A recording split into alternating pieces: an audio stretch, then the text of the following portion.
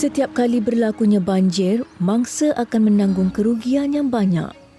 Selain terpaksa membersihkan lumpur, mereka juga berdepan kerosakan perkakas elektrik seperti peti sejuk dan mesin basuh.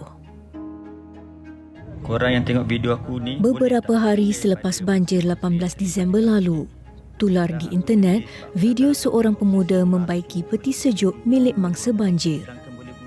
Sejurus tularnya video itu, pemilik akaun TikTok tersebut, Muhammad Zuhri Muhammad, menerima banyak panggilan daripada mangsa banjir yang meminta bantuannya. Dia mengumpul beberapa rakannya bagi melakukan kerja-kerja membaiki barangan elektrik di rumah mangsa. Taman Sri Nanding, Hulu Langat. Banjir sudah seminggu berlalu, namun beberapa rumah di taman ini masih digenangi air.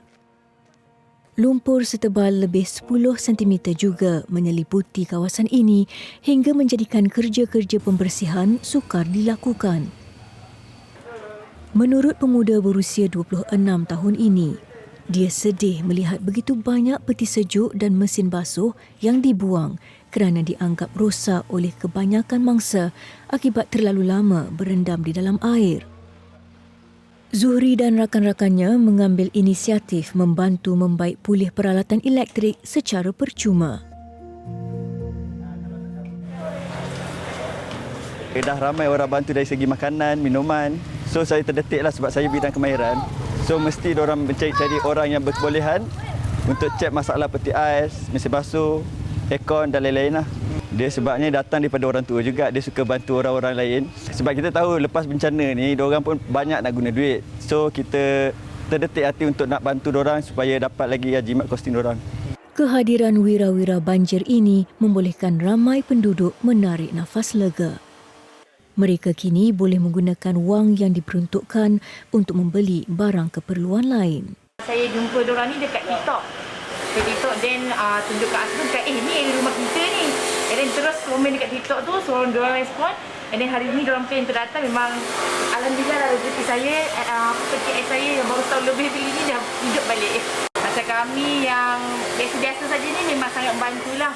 Dengan kerugian yang saya rasa agak banyak untuk rumah kami yang hampir tenggelam ni. Jadi bila diorang datang untuk tolong repair, mesin basuh, peti ais, so dah kurang untuk kita nak tambah beli lagi. Kurangnya pengetahuan dan kepakaran membuatkan mangsa sering membuang banyak barangan mereka setiap kali berlaku banjir.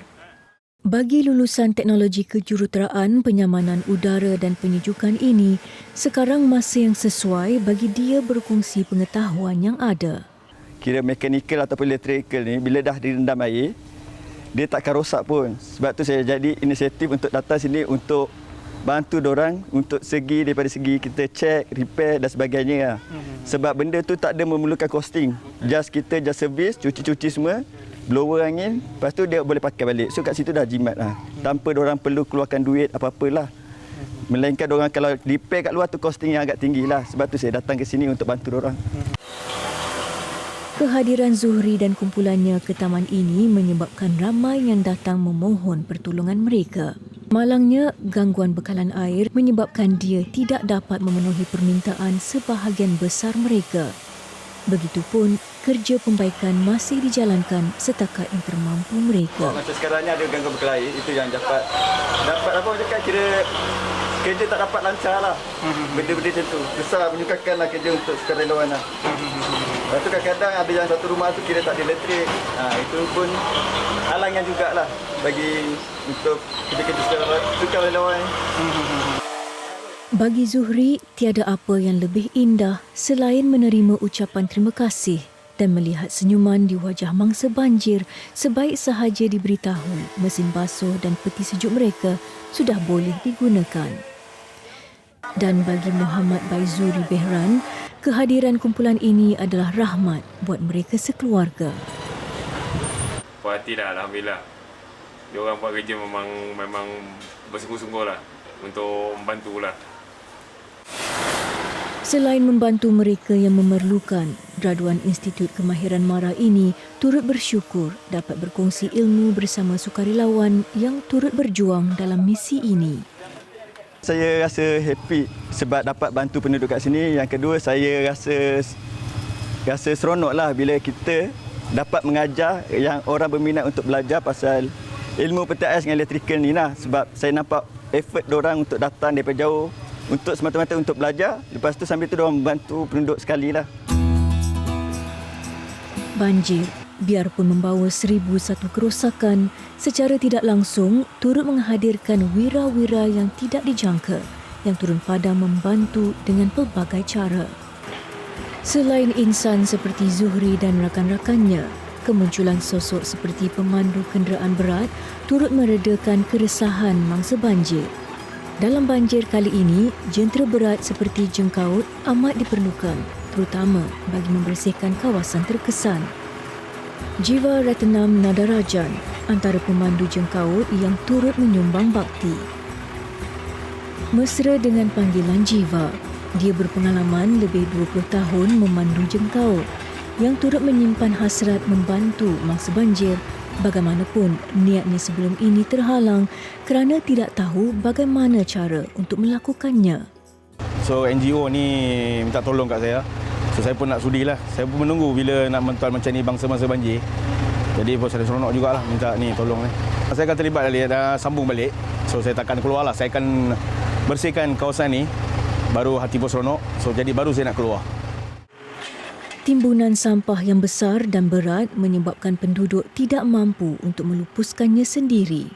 Masalah sampah ni kalau tidak dijelaskan dengan segera akan mendatangkan kesan kesihatan yang teruk kepada penduduk-penduduk yang sudah pun terjejas teruk dengan banjir. Jadi kita tak naklah nanti dalam mereka terkesan dengan banjir, nanti terkesan pula penyakit-penyakit yang dibawa oleh sampah-sampah seperti kolera, seperti denggi dan penyakit-penyakit lain lah. Sebab sekarang ni kita tengok sampah yang banyak ni mendatangkan banyak tikus dan kucing kan. Kita nampak ada setengah-setengah tempat yang saya sebenarnya nampak dengan mata sendiri. Saya nampak ada kuda, ada lembu, ada anjing yang bawa sampah-sampah yang berlonggok-longgok ini. Selain masalah kesihatan, lambakan sampah ini juga boleh menyebabkan gangguan emosi kepada mangsa banjir. Masalah ni dah seminggu dah. Banyak tempat ni sampah tu dah memang berlonggok seminggu. Dah start busuk dah ni. So, walaupun ramai orang, dia dah clearkan dia punya rumah yang terkesan dengan banjir, tetapi dia tengok pada sampah ni pun mendatangkan stres kepada mereka. So, selagi benda ni tak dijelaskan, mereka rasa hidup mereka tak boleh kembali biasa. 2 jengkaut dihantar Persatuan Farmaseutikal Malaysia bagi mempercepatkan kerja pembersihan di Kampung Jawa. Saya memang amat gembira di kampung Pandan Jawa ni. So, untuk menolong yang bangsa-bangsa banjir ni. Memang saya sedih untuk bangsa, lagipun saya seronok bila bersihkan kawasan ni dan jalan-jalan semua ni dan perumahan-perumahan untuk bangsa banjir. Setiap kali berlakunya musibah, rakyat Malaysia akan mengetepikan latar usia, bangsa, agama serta fahaman politik untuk bersatu dan menggembling tenaga bagi mengurangkan beban mereka yang terjejas. Ibarat aur dengan tebing, mereka akan turun beramai-ramai dan menghulurkan apa yang termampu. Ribuan wira yang tidak didendang ini akan terus mencurahkan bakti tanpa mengharapkan pujian ataupun balasan. Tiada yang diharapkan selain sekuntum senyuman sebagai tanda menghargai keikhlasan.